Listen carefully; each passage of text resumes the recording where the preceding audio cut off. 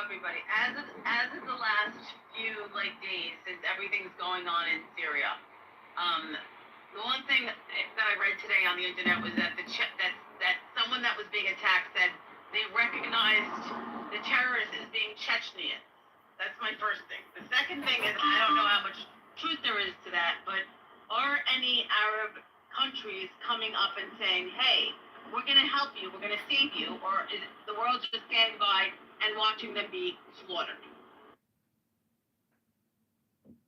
Well, who are the historical allies of the Alawites, right? The allies of the Alawites are, I believe, Russia and Iran. And so the Alawites, now I'm happy to hear criticism. I think the Alawites have gleefully, zestfully killed everyone else. So they have no friends other than Russia and Iran. If people disagree with me, I'm happy to hear. There has been some alliances between the Alawites and the Christians in Lebanon. For example, my grandfather's village, which I lived in for many years and visited, we were occupied by literally right in front of the entrance to the village. And all our churches were turned into military outposts, and we had 14 of them, small, humble churches. And they could have executed my grandfather. They chose not to. So it was kind of a okay relationship, I would say. They'd killed some Christians for sure, but they have some decent relations with the Christians in Lebanon.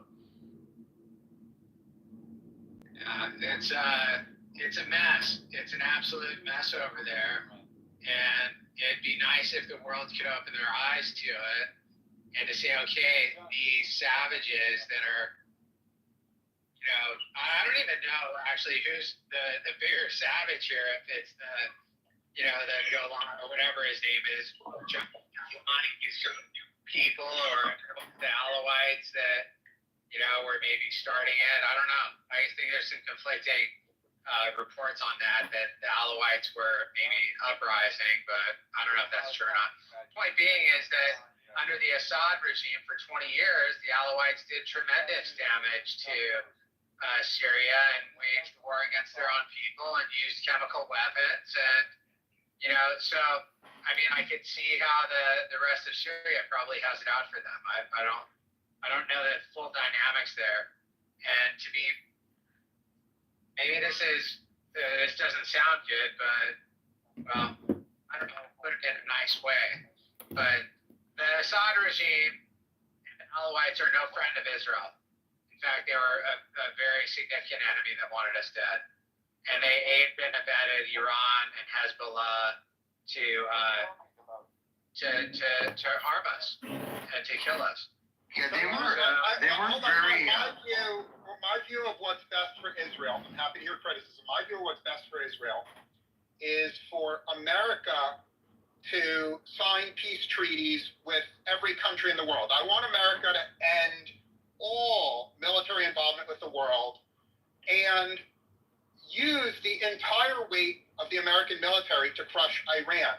I actually don't think the American people have the willpower to fight more than one enemy at a time. So, in the interest of crushing Iran, to me, there's only one possible thin way to prevent Iran from building nuclear bombs. And that only way to prevent Iran from building nuclear bombs is for America to have a peace treaty with all of its antagonists and redirect 100% of the American military to fighting Iran. Now, what that means is we're going to have to sacrifice a lot of other things. We may actually have to deal with some humanitarian crises not being solved by America.